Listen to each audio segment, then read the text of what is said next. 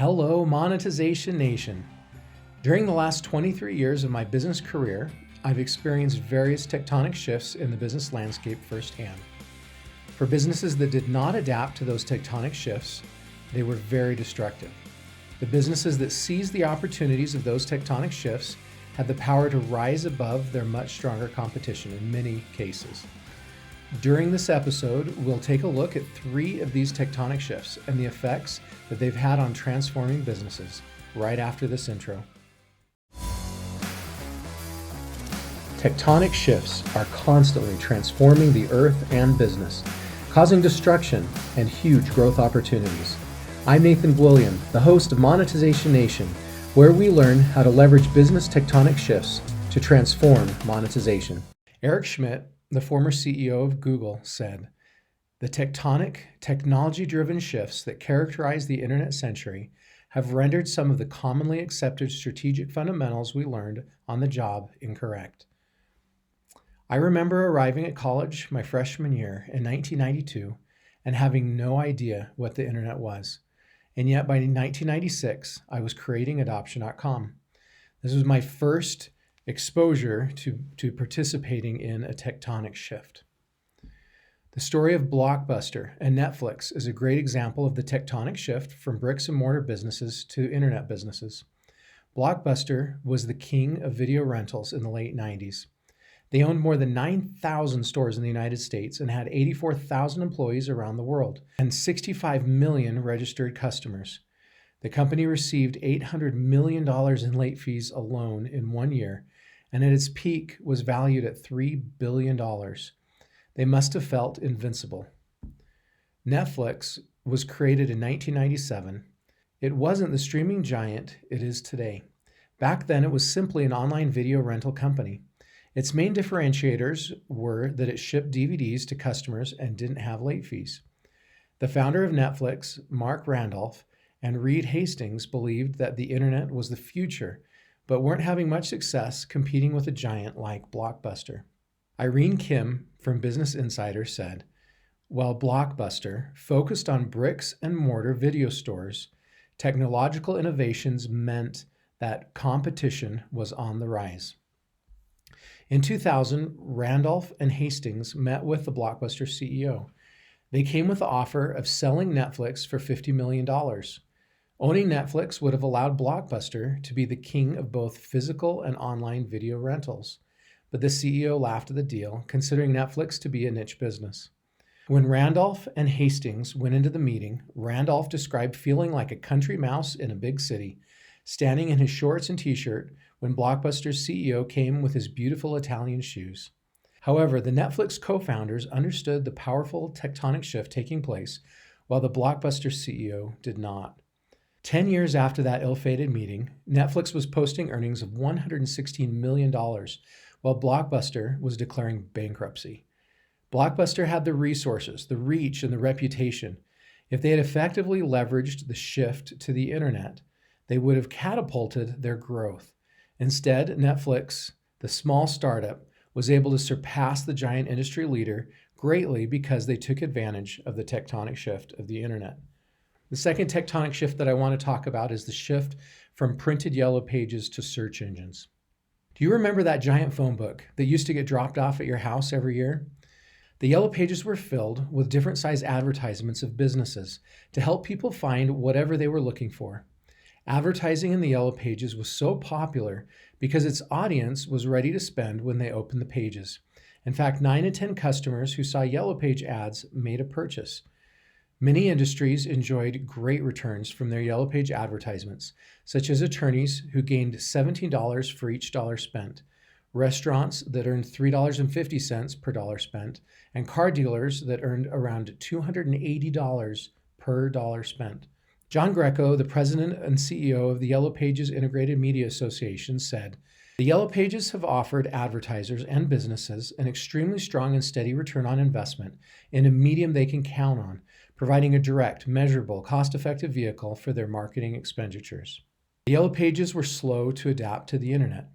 In 1995, Elon Musk approached Yellow Pages with an offer to partner with them to get the Yellow Pages online. As Musk tells the story, the executive picked up the Yellow Pages, this book, this big, thick book full of ads, this multi-billion-dollar risk industry, and threw it at me and said, "You ever think you're going to replace this?" By the 2000s, internet search engines were already beginning to cut into the Yellow Pages profits, with 1 in 3 consumers using the internet over Yellow Pages. Yellow Page publishers slowly began putting their content online, as well as in print around this time, but search engines were continuing to change the game. Google introduced targeted pay-per-click advertising that was changing the world of advertising. As Larry Page, Google's co-founder and CEO, described the new product, AdWords offers the most technologically advanced features available, enabling any advertiser to quickly design a flexible program that best fits its online marketing goals and budget. Bill Gates said in 2007, Yellow Page usage among people, say below 50, will drop to near zero over the next 5 years. Over the years, consumers turned more and more to internet searches. By 2014, more than half of the United States had replaced their phone books with online searches. Rhino Digital said, marketers turn to internet advertising because of the returns and flexibility it offers, while Yellow Pages has a 1 out of 5 in overall satisfaction. The Yellow Pages already had the relationships with advertisers, the reputation and loyal subscribers. It could have been unstoppable in transforming to a business search engine. However, they were slow to take advantage of the tectonic shift occurring, and because of that, they've practically been buried by search engine startups. Google took full advantage of this shift and has experienced massive growth thanks to it. In 2019, Google had $29.9 billion in just ad revenues, while the Yellow Pages announced their last printing of their physical phone book. The third tectonic shift that I'd like to talk about in this episode is the shift from desktop and dumb phones to smartphones. Thanks to the immense capabilities of smartphones, we are able to do almost anything on them. Mobile has become the most popular platform for gaming, social networking, and now shopping, with about 4 out of 5 Americans making their purchases on their mobile devices. In fact, 52% of global website traffic comes from mobile devices. The tectonic shift from dumb phones and desktop computers to smartphones became very apparent to me when I was sending my oldest daughter to college. I offered to buy her a laptop, and her response to me was that she didn't need one. She believed she could do everything she needed from her smartphone. Although she eventually agreed to the laptop, it amazed me to realize how much people are shifting away from desktop computers and even laptops. The invention of mobile apps has led to the creation of many startup companies that are able to surpass their larger internet rivals thanks to the ease of use smartphones offer. Let's take a look at how Uber was able to break up the near monopoly taxis held for decades. Taxis had been a necessary headache in the world of travel for a long time. The first problem of taxis was getting one. I can remember my own very frustrating experience trying to hail a taxi in London during rush hour to get to one of the most important business meetings of my life. I stood on the corner trying to hail a taxi as literally hundreds of them drove past me. Each minute that passed made me worry more and more that I was going to miss my meeting. It took me more than half an hour to get a taxi to stop and take me. The solution to this hailing problem was to call and order a cab in advance. However, when you did that, it often took a very long time for the taxi to arrive. There was no guarantee that your cab would actually arrive when you wanted it. It may come early, late, or never at all. And of course, as you stood there waiting for your ride, you had no idea if the taxi was just around the corner or in the completely wrong part of town. Once you got into a taxi, you had to hope that your driver understood where you wanted to go.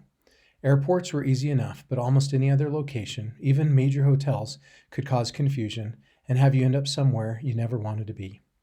And then there's the cost of the trip, which your driver could change on you at any moment. Regularly in my travels, the taxi payment screen would tell me the cost was a certain amount, but the driver told me the cost was actually significantly more expensive because of special circumstances or fees. And you never knew if the taxi driver in an unknown city was taking the shortest route or driving a longer route to increase the mileage fees.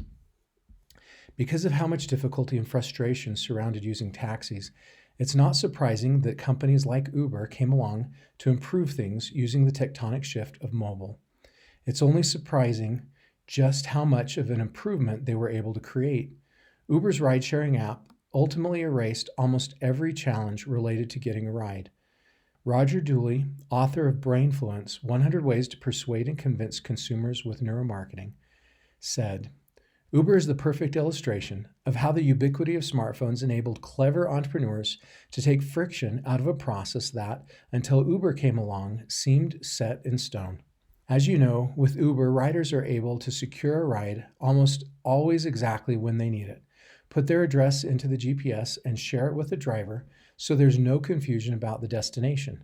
The driver and rider can see the route and how much the ride will cost even before the ride starts. Uber is so fast that I've had to stop requesting an Uber from my hotel room because I usually cannot even walk from my hotel room to the hotel entrance before the Uber arrives. Riders are even able to see how close their driver is to them, so they don't have to stress about why their ride is a few minutes late. In 2019, Uber's annual revenue was $65 billion, with 110 million monthly active users. Taxis has been the industry leader for so many years. Buying a taxi medallion was one of the surest investments someone could make. As the New York Times reported, taxi ownership once seemed a guaranteed route to financial security, something that was more tangible and reliable than the stock market, since people hailed cabs in good times and bad. However, by April 2020, 94% of taxi trips in New York City were from ride-sharing companies, with Uber accounting for 67 of all of those trips. In Chicago, traditional taxis have seen trip numbers drop 96% from April 2019 to April 2020. The taxi industry had the resources it needed to create an app and make the other necessary changes to take advantage of this tectonic shift. But because they did not effectively adapt to the shift, along with other consumer needs, Uber has achieved dominance in their industry. Here are some of the top monetization secrets that stood out to me from today's episode. Number 1, we need to quickly and effectively identify, leverage, and protect our businesses from the tectonic shifts that are constantly happening. Number 2, just because our business is a powerful industry leader does not mean that a tectonic shift cannot disrupt our business. It will happen. Count on it. Number 3, don't underestimate the upstart business in our industry that is successfully leveraging the tectonic shift. Find a way to acquire or work with them or leverage the same tectonic shift before they leapfrog us. If we desire monetization we have never before achieved, we must leverage strategies we have never before implemented. I challenge each of us to pick one thing that has resonated with us from today's episode and schedule a time this week to implement it to achieve our monetization goals. What business tectonic shifts have you seen? Please join our private Monetization Nation Facebook group and share your insights with other digital monetizers. Do you want to become a better digital monetizer? To receive great monetization stories and secrets, please go to monetizationnation.com and join free. And if you liked today's episode, please subscribe to the show and share it.